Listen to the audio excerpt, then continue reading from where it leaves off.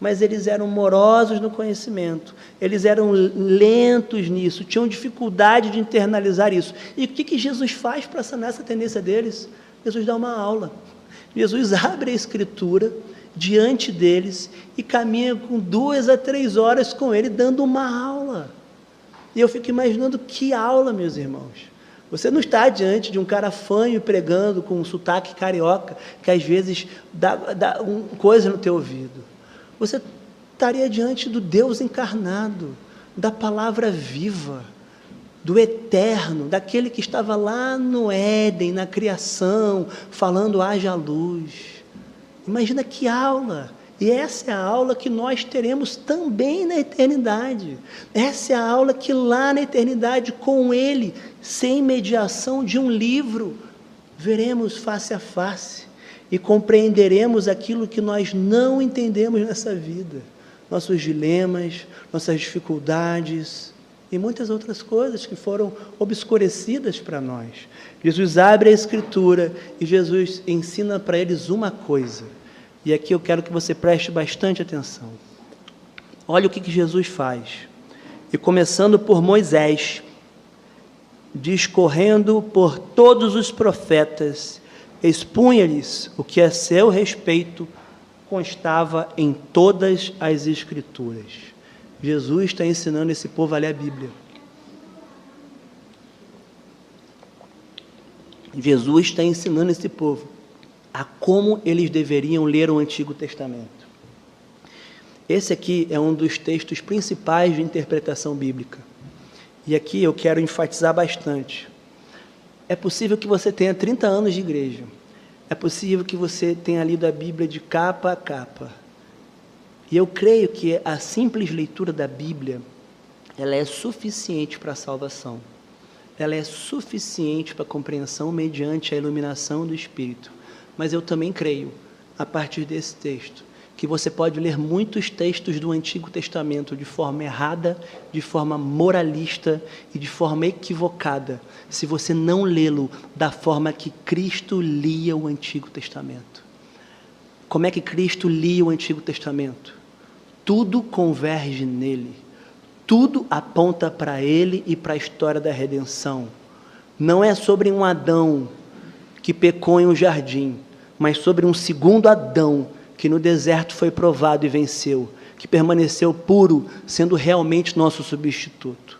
Não, o texto não fala sobre Abraão, um grande exemplo da fé, que deixou a terra natal para uma terra distante. Não, Abraão aponta para alguém muito maior, para Cristo, que deixou a sua glória e veio habitar no nosso mundo caído. O texto não fala e exalta a figura de Moisés como um libertador do povo, mas para aquele a quem Moisés viu, como diz o texto de Hebreus, que liberta um povo de um cativeiro do pecado e é capaz de transportar esse povo para uma terra prometida da qual Moisés não foi capaz de transportar. O texto e o Antigo Testamento não fala de Josué como um grande conquistador e que deu descanso ao povo. Josué não conseguiu dar descanso ao povo, como diz Hebreus 4. Mas Josué aponta para Jesus, aquele que consegue levar ao seu povo até a terra prometida e dar o verdadeiro descanso, o descanso eterno, o descanso de alma. Não é sobre Davi, ainda que seja considerado um homem segundo o coração de Deus, mas é daquele que viria da linhagem de Davi, daquele no qual o trono nunca se afastaria e que reinaria eternamente. É sobre ele que a Escritura fala. Não é sobre os melhores reis como Josias e Ezequias, que fizeram grandes reformas, que fizeram grandes avivamentos, mas que não foram capazes de levar essa reforma adiante. É sobre Cristo, que mais do que uma reforma, faz a renovação de todo o cosmos, faz a renovação de toda a criação. É sobre Ele que a Escritura está falando. Tudo aponta para Cristo. Toda a Escritura, não só o cosmos, converge em Cristo, como Paulo fala, que nele convergem todas as coisas, quer nos céus, quer na terra, mas toda a Escritura converge para Cristo. E nós precisamos ler toda a Bíblia assim.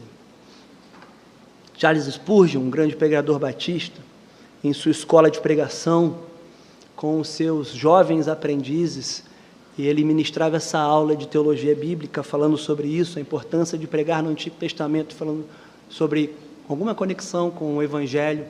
E um de seus alunos disse assim: mas isso é difícil demais, Spurgeon, isso aí é quase que impossível. Como que eu vou achar umas conexões em todos os livros com a história maior do Evangelho? O Spurgeon disse assim para um de seus alunos: do mesmo modo, meu filho, que todo caminho na Inglaterra leva a Londres, assim todo texto da Bíblia conduz a Cristo. E, caro pregador, se ao terminar sua mensagem você ainda não chegou a Cristo, volte atrás, encontre o caminho certo, pois você perdeu o rumo, disse Spurgeon.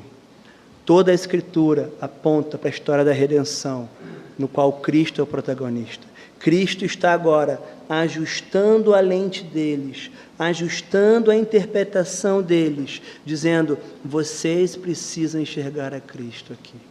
Curioso que é a mesma coisa que Jesus faz mais à frente em sua outra aparição. E Lucas não está relatando isso aqui à toa, não.